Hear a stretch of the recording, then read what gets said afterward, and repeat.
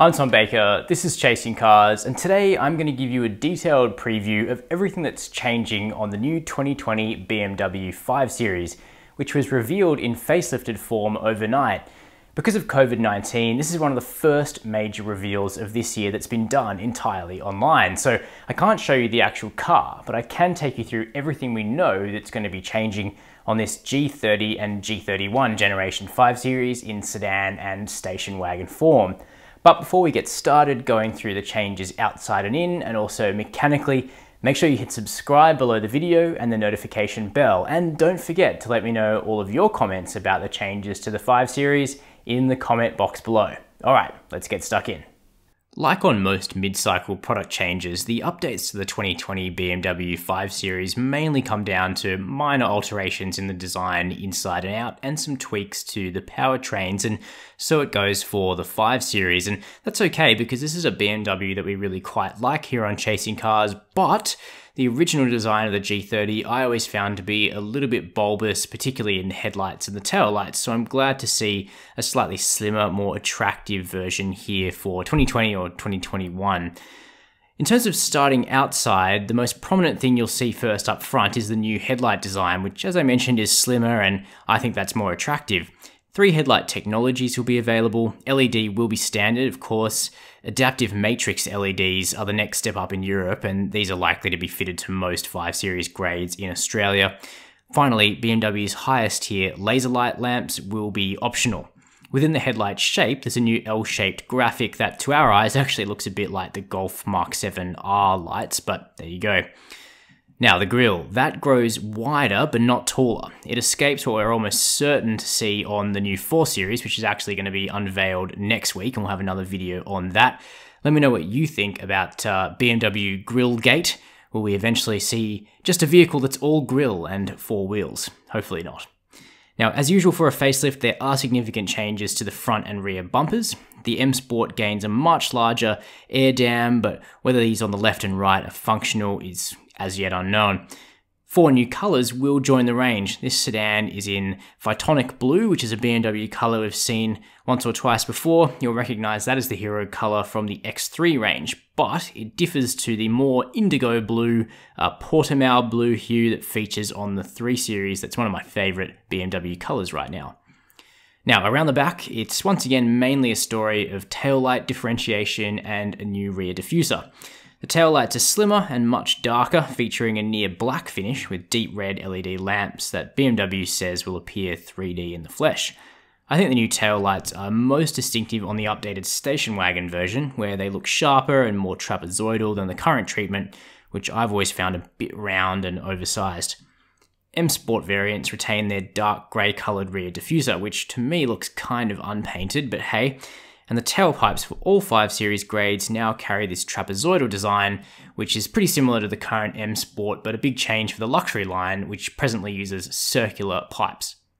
On the side profile, the major change for the facelift is found in the wheels, with new 18-inch and 20-inch designs available, including these 20-inch BMW individual Air Performance kicks, which look pretty serious on this limited edition M Sport Edition sedan variant.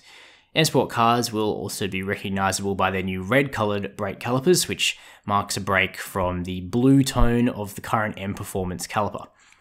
As on the current car, the secondary trims outside will be available in the choice of Shadowline, i.e. black, or the more traditional and elegant chrome finishings that I think are better befitting of a luxury car like this, but as always, design is subjective. Moving inside, I didn't think the 5 Series cabin needed much changing.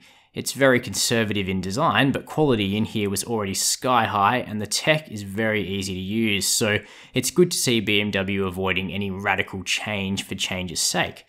What is different is the appearance of some of the technology. There's a larger 12.3-inch screen that's likely to be standard in Australia, appearing to float more prominently, which I know will annoy some of our viewers who prefer an integrated look.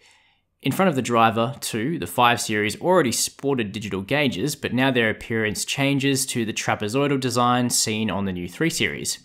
Yes, that means a backward sweeping rev counter, which is probably the most controversial feature of this traditional BMW.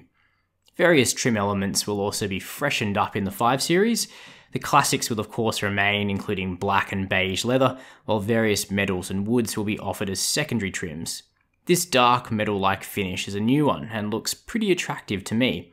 Meanwhile, high gloss black will be available as a tertiary finisher, but as an opponent of piano black, I can't say I'm all too pleased about it. Software-wise, the 5 Series is bumped to the latest 7th version of the iDrive system, which carries across wireless Apple CarPlay, but offers a simpler touch or rotary-driven interface on the screen. Android Auto will now feature from launch, though BMW haven't specified if this is wireless or not.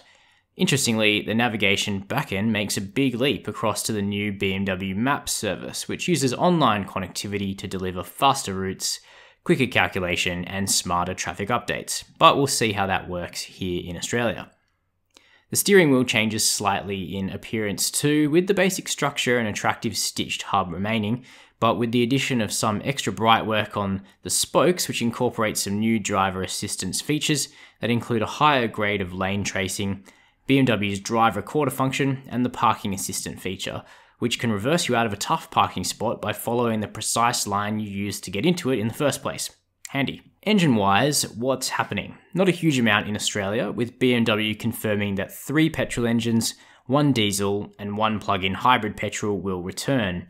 The only specifically confirmed engines for our market at this point are the top-shelf M550i V8 and the 530e 4-cylinder plug-in hybrid petrol, though we are able to read between the lines and make some educated guesses on the remainder.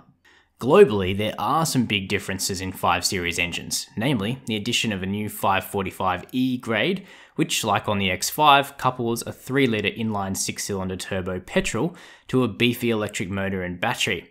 The 545e is all-wheel drive and produces 210 kilowatts of power and 450 Nm of torque from the 6-cylinder, plus 80 kilowatts and 290 Nm from the motor, for a combined torque figure of 600 Nm and a 0 to 100 km/h sprint of just 4.7 seconds, with an electric range of about 55 km. Sadly, that engine won't be coming to Australia just yet. Our plug-in hybrid continues to be the 4-cylinder 530e, producing 135 kilowatts of power from the 2-litre engine and 80 kilowatts from the motor. The systems can also work together, delivering 215 kilowatts of power and 420 Nm of torque for 10-second bursts, while sprinting to 100 in 5.9 seconds. Importantly, the 530e's electric range gets a huge boost to about 65 kilometers. At the other end of the economy spectrum lies the M550i, which carries across in all of its 4.4-litre V8 glory, producing 390 kilowatts of power and 750 Nm of torque. On the diesel side of the ledger, we'd guess the popular 6-cylinder 530d will return to Australia, while the 2 petrols mentioned by BMW are probably the 135 kilowatt 520i and the 185 kilowatt 530i. So where's the 540i 6-cylinder? It disappeared from the 5 Series range locally this year, but it does carry on in Europe, alongside a beefier 540d 6-cylinder diesel, so perhaps we're wrong. BMW Australia have confirmed that the new 5 Series will be arriving on our shores in October of 2020. We'd wager that the pricing will remain about the same as today. Currently, you can get into a 5 Series for as low as $90,900 for the 520i, reaching right up to a conclusion at $149,900 for the M550i xDrive. So a little bump here and there is definitely possible, but we wouldn't think there'll be any major changes to pricing. Now, what do you think about the updated 5 Series? Let me know all of your comments down below. Are the changes enough to keep this traditional sedan and station wagon relevant in 2020? And would you take one of these over something like an X5? While you're down there, make sure to hit subscribe and the notification bell. And as always, thanks for watching Chasing Cars.